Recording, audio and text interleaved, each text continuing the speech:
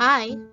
Today on Araw-Araw Filipino, we will learn to talk about you, me, and others.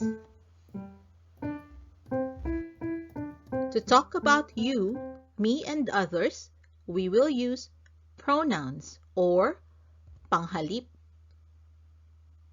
Here are some words. When we are in conversation with another person, we refer to them as you, ikaw, ka, or your, mo. And we refer to ourselves as I, me, is ako, my is ko. Here is an example using those words. It's a conversation between a teacher and a student. The teacher asked, "Who are you?" Sino ka? The Filipino version is closer to who you. And as we have learned in previous lessons, who is sino and you is ka. Here is the answer to the question. I am Jane. Ako po si Jane. The proper form to answer this in Filipino is ako po ay si Jane. And so, I am is ako ay. However, everyday Filipino will commonly leave the word I out and say ako po si Jane. Note that when we answer a question starting with who, we will usually put the word si before the name, so si Jane. Here is another way to answer that question. I am Jane. Si Jane po ako. In everyday Filipino, when we answer a question, it is common to start the sentence with the answer itself. And in this case, the answer is si Jane. So the sentence started with that. Let us look at another example. What is your full name? Ano ang buong pangalan mo? What is? Ano ang? Your, mo, full is buo, name is pangalan. And the answer to this is, my full name is Jane Cruz. Jane Cruz po ang buong pangalan ko. My is ko. What can we observe from this example? The phrase, your full name is buong pangalan mo. The order of the words was swapped around, and the girl's answer started directly with her full name. Let us look closer at full name. The word full describes name, and in Filipino, we add an ng or nang to the word that describes the next word. So in this case, buo describes pangalan, so we say buong pangalan. Now let us continue that conversation. Are you the new student? Ikaw ba ang bagong estudyante? Which is closer to you, the new student? So, you is ikaw, the is ang, new is bago, student, estudyante. I also want to direct your eyes to the word ba. If you remember, in previous lessons, we learned that ba itself does not have a meaning except to indicate that we are asking a question. Even if you leave it out, the sentence or question will still make sense. Now, what is the answer? Yes, I am. Opo, ako po. Yes is opo because she is talking to someone older than her. I is ako. Let us look closer at new student. In here, The word new describes the student. So in Filipino, we add an ng to the word describing the next word. So in this case, bago describes estudyante. So, bagong estudyante. Do you see the pattern now? Let us continue the conversation. Who is your friend? Sino ang kaibigan mo? Who is? Sino ang?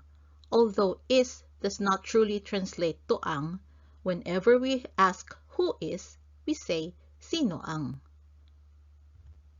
Your is mo.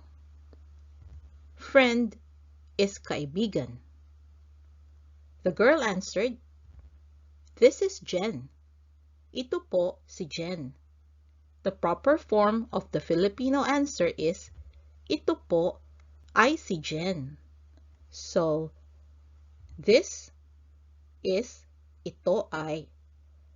However, everyday Filipino will commonly leave the word I out and will say, ito po si Jen. Here is another way to answer the question. This is Jen. Si Jen po ito. So far, we have learned the following pronouns or panghalip. Now let us learn pronouns or panghalip for another person, the third person in a conversation. He, him, siya. She, her, siya. Easy, isn't it? This is an important thing to note. In Filipino, we do not have gender-based pronouns. You might notice, if you know some Filipinos, that when we talk in English, we sometimes make mistakes in the use of he, she, him, or her. And this is the reason. Our brains were not trained to use gender-based pronouns. Now let us continue the conversation between the teacher, Jane, and now Jen as a third person. Is she a new student too? Siya ba ay bagong estudyante din? The formal way is, siya ba ay isang bagong estudyante din?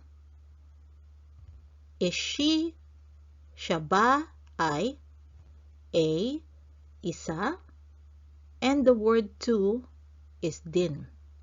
At this point, some of you might wonder, why don't we just learn the formal way to speak Filipino? I explained this in episode 1 that our lessons will focus on the way we commonly speak Filipino every day, instead of the formal way. Now Jane answered, yes, she is new too. Opo, bago din siya. And let us see what Jen says to Jane next. I know her. Kilala ko siya. Know, kilala. Her, siya.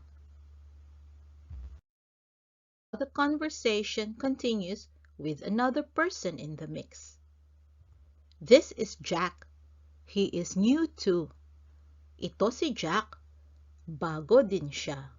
To say he, we also used siya. This time, Jen says to Jane, I know him too. Kilala ko din siya. Him is also siya. We have just learned the following pronouns. Now, let us learn another way to say him or her, which is kaniya or kanya. Here are Jane and Jen again. Jane asked, is Mrs. Cruz a teacher? Teacher ba si Mrs. Cruz? Jen answered, yes, I asked her. Oo, tinanong ko sa kanya. Asked, tinanong. Her, kanya. Now what about that word sa? The translation is actually, yes, I asked to her.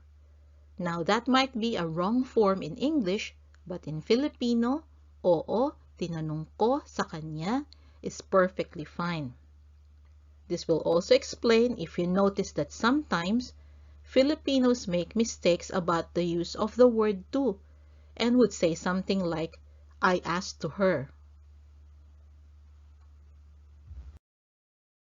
Now here is another way to answer that question. Yes, I asked her. Oo, tinanong ko siya.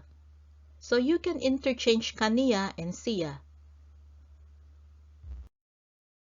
Here is one last example. Jane asked, is Jack going to the classroom? Pupunta ba si Jack sa classroom? Going, pupunta, to the, sa. Jen answered, yes, I told him. Oo, sinabi ko sa kanya.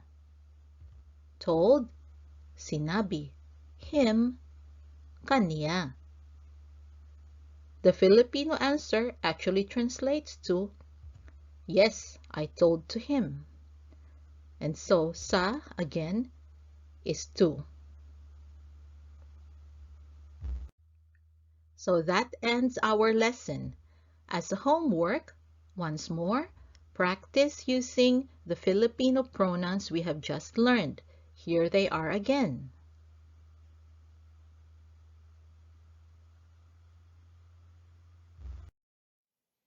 I hope you can join us again next time on Araw-Araw Filipino. Thank you. Salamat po. Now, a few words from my son, Max. Thought this video was cool? Watch the next one and like and subscribe the channel too if you haven't yet. Bye-bye! Bye!